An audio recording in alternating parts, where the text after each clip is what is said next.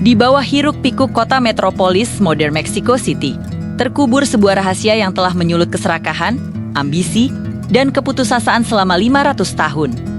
Ini adalah kisah tentang harta karun yang hilang, bukan sekadar legenda, tetapi sebuah fakta sejarah yang berdarah.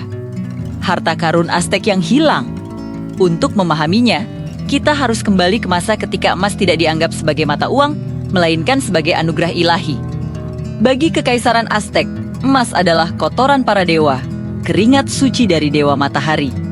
Ibu kota mereka, Octilan, adalah sebuah keajaiban teknik di tengah danau. Sebuah kota yang berkilauan dengan kuil-kuil dan istana-istana megah yang dihiasi emas. Dindingnya dilapisi emas, perabotannya terbuat dari emas, bahkan piring dan cangkirnya pun emas. Kekayaan ini tak terbayangkan bagi dunia luar. Kemudian, pada tahun 1519, dunia itu berubah selamanya. Penakluk Spanyol Encoch, beserta pasukannya yang kecil namun berteknologi maju, tiba di gerbang Tenochtitlan. Mereka tidak disambut dengan permusuhan, melainkan dengan rasa penasaran. Kaisar Aztec, Moctezuma II bahkan mungkin percaya bahwa Cort-es adalah perwujudan dewa Quetzal yang kembali dari timur. Bagi Cort-es dan orang-orangnya, pemandangan Tenochtitlan bukanlah bukti peradaban agung, melainkan kesempatan penjarahan terbesar dalam sejarah. Bagi mereka, emas adalah segalanya, kekuatan, status, dan pembenaran atas ekspedisi berbahaya mereka. Kekayaan yang terpampang di hadapan mereka melampaui mimpi terliar Eropa. Dengan cepat, keramahan berubah menjadi pengkhianatan.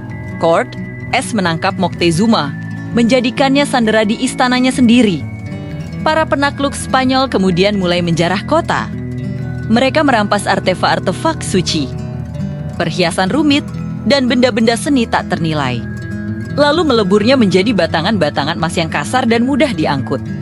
Mereka menghancurkan warisan budaya berabad-abad hanya untuk menumpuk kekayaan pribadi. Namun, kerakusan ini akan segera memicu tragedi yang mengerikan. Ketegangan di kota memuncak.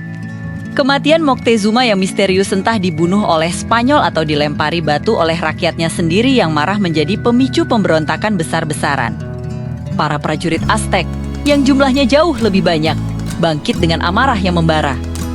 Mereka mengepung istana tempat pasukan Spanyol terperangkap. Cort-es tahu mereka harus melarikan diri atau mereka akan dimusnahkan.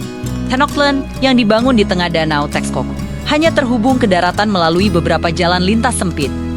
Inilah satu-satunya jalan keluar mereka. Malam itu, pada tanggal 30 Juni tahun 1520, akan tercatat dalam sejarah sebagai La Noche Triste, malam kesedihan. Sebelum memulai pelarian yang nekat, Cort-es membuat keputusan yang menentukan takdir. Dia memerintahkan agar semua emas jarahan dibagikan. Dia mengambil bagiannya untuk Raja Spanyol dan dirinya sendiri. Lalu berkata kepada anak buahnya, "Ambil sebanyak yang kalian bisa bawa." Perintah ini adalah hadiah sekaligus kutukan. Para prajurit yang matanya telah dibutakan oleh emas, dengan rakus mengisi baju zirah, kantong, dan bahkan sepatu bot mereka dengan batangan emas yang berat. Mereka memanggul beban yang mustahil, percaya bahwa kekayaan ini akan menjamin masa depan mereka. Di bawah kegelapan malam dan hujan lebat, pasukan Spanyol mencoba menyelinap keluar kota. Tetapi para prajurit Aztec sudah menunggu. Saat Spanyol mencoba menyeberangi jembatan dan kanal, serangan datang dari segala arah. Panah menghujani mereka, tombak menusuk dari perahu-perahu kuno yang gesit. Jalan lintas yang licin menjadi medan pembantaian. Dan disinilah kerakusan menuntut bayarannya. Banyak prajurit Spanyol yang terbebani oleh emas yang mereka bawa, bergerak dengan sangat lambat. Ketika mereka terpeleset, didorong, atau jatuh dari jalan lintas ke perairan danau Texcoco yang berlumpur, beban berat itu menyeret mereka ke dasar. Mereka tidak bisa berenang. Baju zirah dan emas yang seharusnya menjadi simbol kemenangan, justru menjadi jangkar yang menenggelamkan mereka ke kematian yang sunyi. Bukan musuh yang membunuh mereka, melainkan kerakusan mereka sendiri. Malam itu, diperkirakan ribuan ton emas hasil penjarahan dari seluruh penjuru kekaisaran tenggelam bersama para prajurit tamak itu. Lenyap di telan lumpur dan air danau Texcoco, kekayaan yang tak terhitung jumlahnya hilang dalam satu malam yang mengerikan.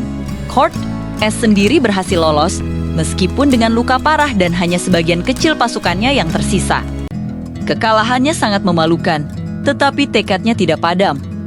Setahun kemudian, dia kembali dengan pasukan yang lebih besar, mengepung dan akhirnya menaklukkan Titlan, menghancurkan kekaisaran Aztec untuk selamanya. Namun, emas yang hilang pada Liris tetap menjadi obsesi. Kaisar Aztec terakhir, Cuauhtémoc, ditangkap dan disiksa dengan kejam oleh Spanyol agar mau mengungkapkan lokasi harta karun yang mungkin masih disembunyikan. Kakinya dibakar di atas api, tetapi dia tetap diam. Menurut legenda, satu-satunya jawaban yang diberikan adalah harta itu telah dibuang ke dalam air. Selama berabad-abad, pencarian tak pernah berhenti. Penjajah Spanyol mencoba mengeringkan dan mengeruk danau. Para pemburu harta karun dari seluruh dunia datang dengan peta-peta kuno dan harapan besar. Namun, yang mereka temukan hanyalah beberapa artefak kecil dan pecahan-pecahan yang tidak berarti. Emas dalam jumlah besar itu seolah lenyap di telan bumi. Kini, Danau Texco sebagian besar telah mengering, menjadi fondasi bagi salah satu kota terbesar di dunia, Mexico City.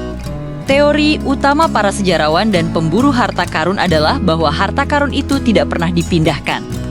Harta itu masih terkubur di bawah jalanan beraspal, gedung-gedung pencakar langit, dan jalur kereta bawah tanah kota yang ramai.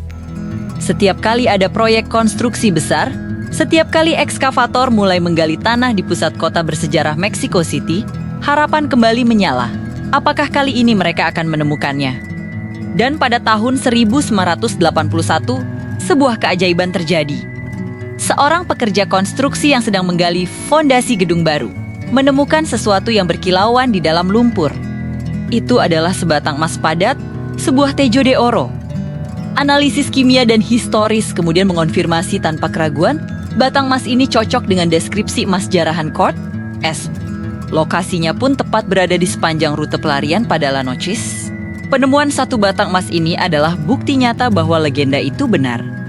Jika satu batang bisa ditemukan, berarti ribuan batang lainnya, mungkin puluhan ton emas, masih tersembunyi di bawah kaki jutaan penduduk Mexico City, menunggu untuk ditemukan.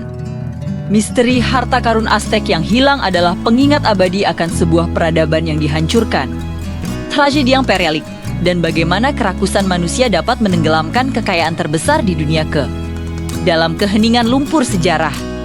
Pertanyaannya bukanlah apakah harta itu ada, tetapi kapan dan oleh siapa yang akan ditemukan kembali. Terima kasih sudah menonton. Jika kalian menyukai kisah-kisah misteri sejarah seperti ini, jangan lupa untuk suka, bagikan, dan berlangganan saluran kami. Sampai jumpa di video berikutnya.